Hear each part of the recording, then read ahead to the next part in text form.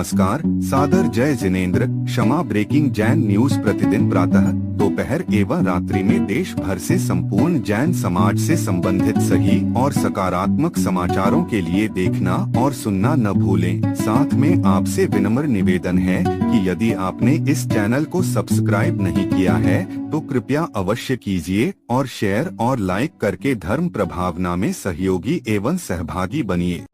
इस कार्यक्रम के पुण्यार्चक नमन करता है ब्रह्मचारिणी विशल्या जैन, श्रीमान मनोज जैन, आशीष जैन, नीरज जैन, जलेसर, उत्तर प्रदेश। देश के उत्थान की बात चल रही है और विश्व के उत्थान की बात चल रही है, लेकिन ये उत्थान तभी संभव है परिवार का उत्थान हो। परिवार के उत्थान के बाद समाज का उत्थान हो। परिवार और समाज के उत्थान के बिना देश का और विश्व का उत्थान असंभव है। इसलिए समाज उत्थान के कुछ सूत्र हैं। आप सब युवा बैठे हैं और युवाओं के लिए ये संदेश है, उपदेश है। सबसे पहले युवा शिक्षित होना चाहिए, युवा जागरूक होना चाहिए, सकारात्मक सोच लेकर के होना चाहिए। युवाओं में एक संगठन की बात होना चाहिए। एकजुटता हमारी बहुत जरूरी है और नशा मुक्ति से अपन को फॉलो करते हुए उस नशा मुक्ति से अपन बचे, अर्थात नशा से बचे, उससे मुक्त रहें, तो इस समाज का उत्थान संभव है और परिवार का उत्थान संभव है। हमेशा बोलने से नहीं, करने से काम होता है। लोग बोलते बहुत हैं पर करते कम हैं। कहते हैं कि भौंकने वाले काटते नहीं और गरजने वाले बरसते नहीं। ऐसे कहने वाले कुछ कर नहीं पाते हैं। करने वाले तो चुपचाप करते चले जाते हैं, उनको कहने की भी फुर्सत नहीं मिलती है। यही वजह है कि हमारे मोक्ष मार्ग के साधु हमेशा मौन अपनी साधना करते जाते हैं। यदि कोई विधर्मी कुछ उपसर्ग आदि भी करता है तो भी प्रतिकार किए बिना आगे बढ़ जाते हैं। होता है और शक्ति का सदुपयोग होता है और हमारा उत्थान होता है। इसलिए ये सूत्र आज समाज एकता का, समाज उत्थान का आपको लेकर के जाना है। इस समाज उत्थान और एकता के सूत्र को अपने जीवन में उतारना है। पुनः मैं कहना चाहूँगा कि आप लोग जितने भी युवा यहाँ बैठे हैं, अंबा नगर से आए हैं और टूंडला, फिरोजाबाद आदि से, अलीगढ़ से आप सब लोग यहाँ बिहार के लिए आए हैं और आज ये सूत्र अपने जीवन में गांठ बांध के रखना कि हमें समाज का और अपने परिवार का पहले उत्थान करना और इस उत्थान के लिए शिक्षा, जागरूकता, सकारात्मक सोच, युवाओं में संगठन, एकजुटता, एक दूसरे के सहयोग की भावना और व्यसनों से दूर रहना आवश्यक है। सलाह नहीं, सलाह के साथ में सहयोग की भावना रखना। हमेशा घरेलू हिंसा से बचना। घरेलू हिंसा का अर्थ होता है मानसिक प्रताड़ना देना, दुख पहुंचाना, टाइंटिंगबाजी करना। एक परिवार की तरह हो, तब समाज का उत्थान होता है।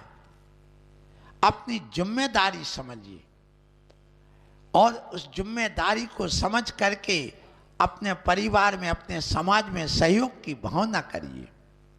और जो समाज का उत्थान आप करना चाहते हैं तो फिजूल खर्च से बचो। परिवार का उत्थान करना चाहते तो फिजूल खर्च से बचो। यदि 4 जोड़ी कपड़े में काम चलता है तो 40 जोड़ी खरीद करके मत रखो। यदि 2 प्रकार की सब्जी में काम चलता तो 4 प्रकार की ला करके फ्रिज में मत भरो। यदि आपका काम चलता है 4 कमरे में तो 40 कमरे बना करके व्यर्थ में मत डालो। ये दुरुपयोग कहलाता है। इसको अपने जैन दर्शन में अनर्दंड कहा है, उससे बचना चाहिए। और एक दूसरे पर निष्ठा, विश्वास लेकर के चलो। सामूहिक विवाह करने की कोशिश करो, सामूहिक कार्यक्रम करने की कोशिश करो, क्योंकि सामूहिक कार्यक्रम करने से सामूहिक पुण्य का आश्रय होता है और उसके साथ में भाईचारा, प्रेम, वात्सल्य बढ़ता है।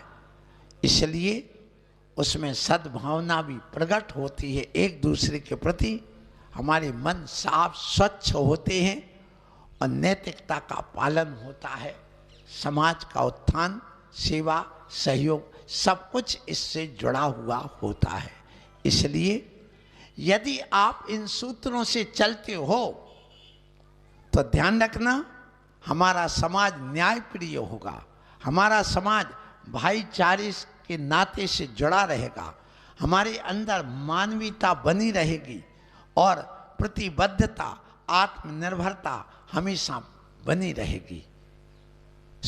आप लोगों से यही कहूँ कि आप अपने जीवन में नैतिकता को अपनाएं। अपने परिवार में वो नैतिक धर्म पहले जरूरी है। आत्मिक धर्म तो ठीक है, आत्मा का कल्याण बहुत दूर है। अभी हमें पहले अपने समाज का, अपने परिवार का, अपने देश का, अपने जीवन का उत्थान आवश्यक है करना। तो इसके लिए तुम क्रियाएं करते हो, खूब पैसा कमाते, पुरुषार्थ करते हो, करो, उसका निषेध नहीं है। लेकिन पहले आत्मीयता, प्रेम, वात्सल्य, व्यसन मुक्ति जरूरी है। ऐसे आप अपने इस जीवन में शिक्षा और चिकित्सा, ये दोनों ये भी जरूरी है, आप करिए। मानसिक चिकित्सा साधु उपदेश दे करके करते हैं और पारिवारिक में जो मानसिक चिकित्सा है वो एक दूसरे की तारीफ करके और एक दूसरे का सहयोग करके करते। ये मानसिक चिकित्सा बहुत जरूरी है। शारीरिक चिकित्सा से बढ़ करके मानसिक चिकित्सा होती है। आप किसी के दुख दर्द में थोड़ी सहयोग कर दो, उसको दवाई दे दो, हाथ पैर दबा दो, उसको सांत्वना दे करके आओ, उसकी थोड़ी तारीफ करके आओ, अपने आप उसका दर्द दूर हो जाएगा।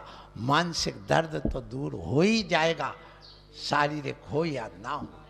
बस मानसिक वेदना से ही शारीरिक वेदना पैदा होती है। इसलिए हमारे आचार्यों ने कहा सुबह से उठो, एक दूसरे से जय जिनेंद्र करो।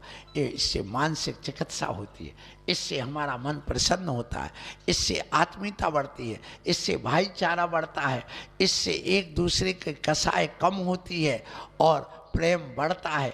इसलिए सबसे पहले हाथ जोड़ करके भैया जय जिनेंद्र महाराज के पास जाओ तो सिर झुका के पंचांग नमस्कार करके आप उनके अच्छे ढंग से नमोस्तु करिए, तो वो भी खुश होते हैं और प्रसन्न होकर आपको आशीर्वाद देते हैं। ये आशीर्वाद ये दुआ कहलाती है। जहाँ दवा काम नहीं करती है वहाँ दुआ काम कर जाती है। इसलिए हमेशा गुरुओं के पास जा कर के नमोस्तु करें और उस दुआ को प्राप्त करें तो तुम स्वस्थ बने रहोगे हमेशा। इसलिए आप लोगों को आज के इस संक्षिप्त प्रवचन के माध्यम से यही कहना चाहता हूँ कि अपने जीवन में समाज का उत्थान, परिवार का उत्थान, अपनी आत्मा का उत्थान और देश का उत्थान करना चाहते हो तो भाग्य को नहीं, पुरुषार्थ को जगाओ। पुरुषार्थ जगने से भाग्य अपने आप जाग जाता है, सोया हुआ भाग्य भी जाग जाता है। क्योंकि भाग्य तो एक बोरी में रखे हुए बीज के समान है। यदि उसका उपयोग नहीं करोगे तो घुन लग जाएगा, पड़ा रह जाएगा। इसलिए पुरुषार्थ जगा करके उस बीज को निकालना होगा, ये ध्यान रखना। और भाग्य रूपी बीज को निकालना होगा। यदि घर में बीज रखा है और उसको यदि रखा रहेगा खराब हो जाएगा। और यदि तुम उसको खेत में बोओगे फिर उसके बाद में उस फसल को तैयार करोगे और तैयार करके उसकी रक्षण आदि करके लाओगे तो वह भाग्य रूपी बीज तुम्हारा अनंत गुणा फल पुरुषार्थ के माध्यम से देगा। इसलिए भगवान महावीर स्वामी ने ये नहीं कहा तुम भाग्य भरोसे बैठे रहो, उन्होंने कहा पुरुषार्थ जगाओ। पुरुषार्थ से ही तुम्हें धर्म, अर्थ, काम और मोक्ष, ये चार पुरुषार्थ की बात कही। उन्होंने भाग्य की बात ही नहीं, कर्म की बात कही। कर्म करो, कर्म करो, कर्म करो।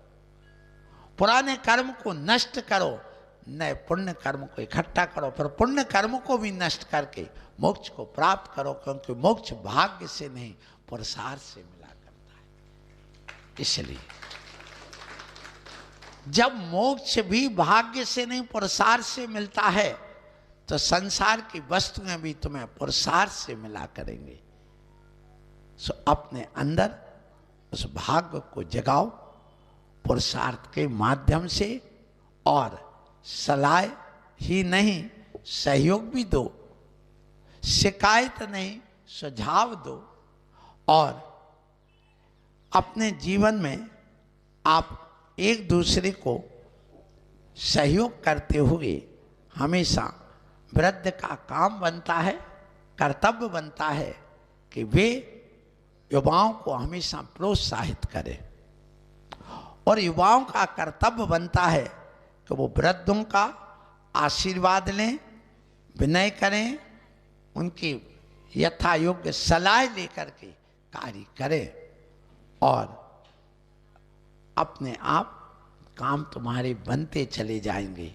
वृद्ध आदमी भोग नहीं सकता है, वो दूसरों को देख करके खुश होता है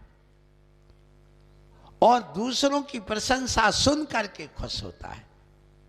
इसलिए सारे युवाओं का एक कर्तव्य बनता है कि वे अपने वृद्धों की प्रशंसा करें, उनसे सलाह लें, उनकी सेवा करें, तो वे अपने आप आपको आगे बढ़ाते चले जाएंगे।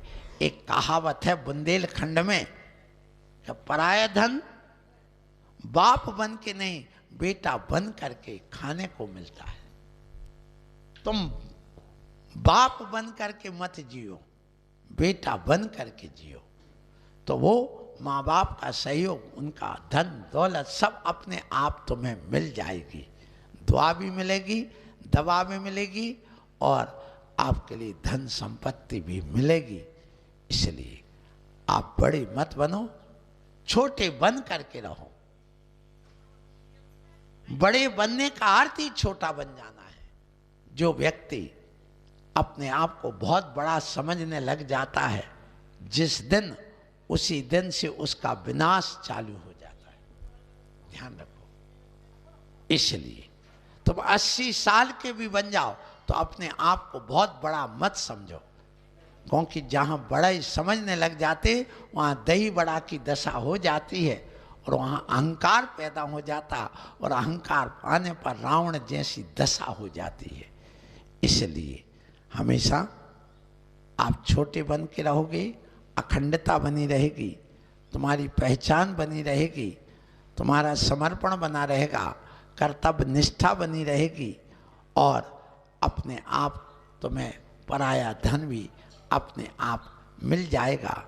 इसलिए आज इतना ही कहूँगा कि आप लोग अपने जीवन में ये पुरुषार्थ जगाएं, देश, समाज, परिवार के उत्थान की बात करें, उसके सूत्रों को याद रखें। आपका भला हो। क्षमा breaking Jain news YouTube channel पर विज्ञापन देकर धर्म प्रभावना में बने सहभागी। विज्ञापन देने हेतु संपर्क कीजिए मोबाइल नंबर 9026900740 एवं समाचार एवं वीडियो भेजने हेतु व्हाट्सएप नंबर 9335236222। क्षमा breaking Jain news YouTube channel देखने के लिए आपको बहुत बहुत धन्यवाद। सादर प्रणाम, सादर जय जिनेंद्र।